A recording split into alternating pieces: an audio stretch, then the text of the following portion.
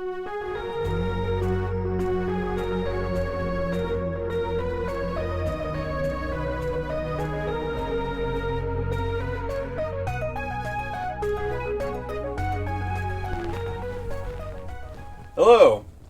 welcome back to One on One with Glen and Brent. I'm Brent. I'm Glen. And we're here. This is episode 3, 4, something. The second season has been spotty. But we're here today with a post-mortem on the UNC loss, a preview of the Duke game, and then a couple of news segments. So first, the UNC game. That was a heartbreaking loss. It kind of ripped at you. Yeah. The reason it's heartbreaking is because, of course, in the ACC, we need every road win we can get. And that's a game where we were up 13, and in the end, gave it back. Lost by 1. It really showed me our weakness, which is interior defense. Too many easy baskets for North Carolina. That's pretty much what killed us. Otherwise, I liked the way we played. It showed we could score. Good things from both guards. Great things, yeah. So. Yeah, that's the thing. It was demoralizing in that it was a win we could have had, but on the flip side, it showed what we could possibly do. We played a good game against a very strong opponent in a hostile environment. That was a game that we were pegged to lose by 3 points anyway. We only lost by 1. There's no real moral victory. You would obviously like to have that loss back, but it doesn't feel as bad as it could feel. I don't think we played badly. And in fact, if you were to say, earlier in the year, look, we're going to make it to January and we're going to have 2 losses, one to the number 1 UK team and to an 18-ranked UNC team, you'd take that year, I think. I would. So, I still feel good about my team. In fact, I might feel even better about the team. I think the ceiling is very high for this team. Yes. But again, we would like to have that one back. So, now, with that in the rearview mirror, we're looking forward to the Duke game on Saturday. Now, this is a big game. It would have been bigger at the time because people expected this was going to be Coach K's shot at his 1,000th win. Now, that was stolen from him. I think they lost to NC State.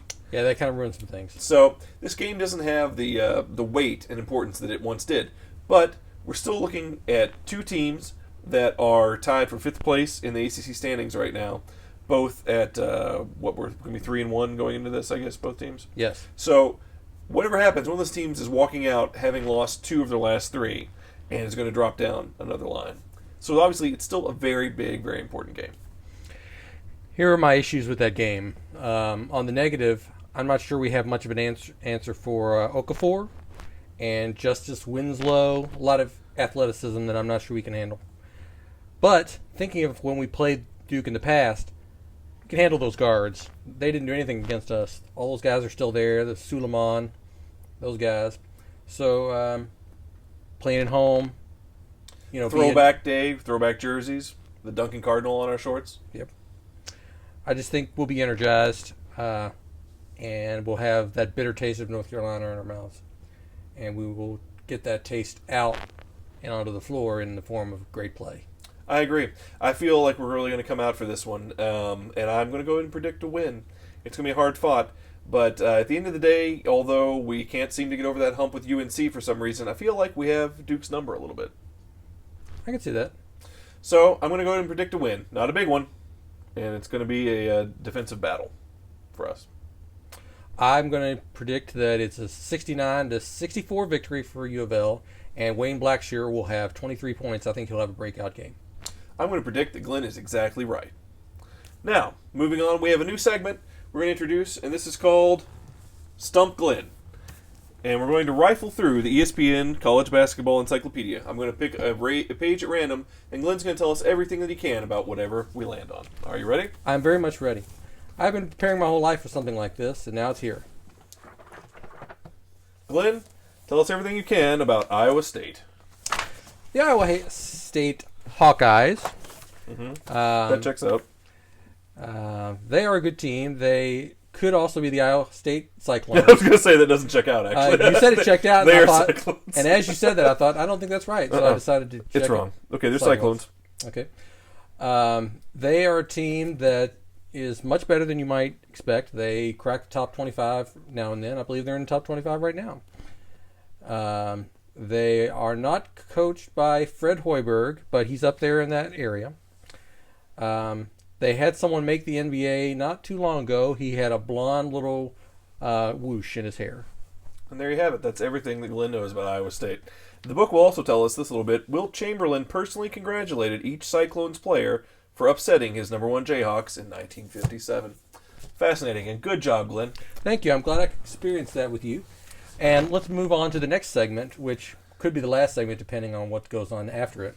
We're going to read the viewer mail. As you know, we get numerous letters from time to time. They all come to Brent's house. They're numerous letters from one person. Yes. And this is from our good friend James. We did some handwriting experiments tonight. We're still not sure who James is. But let's quickly read the letter that he sent to us. My dearest Glen and Brent, okay, you got me. I'm the same person that wrote both letters from before. I was ashamed when I lived in Brookhaven, so I used a different name. I'm out now, and I'm using my own name. You guys read my letters on the internets, and now I'm a super duper fan of your show. Maybe I could be on it sometime. I would love to meet the puppets. Sorry about the U of L UK game, but you guys pegged it in episode 2. Too strong. Gotta go. But just to show you that I'm real, I'm sending this postcard with a picture of my house on it. With love, James. To Brent, who lives at... Thanks, James, for this wonderful postcard. We hope you enjoy living at my old Kentucky home, and we hope to hear more from you. In fact, Glenn suggested that maybe we should come visit you. So, tell us how to do that, and we'll come see you real soon. We will do an on-location episode of the show. We will have the puppets meet us there. And we hope to connect with you, James, in a very personal way.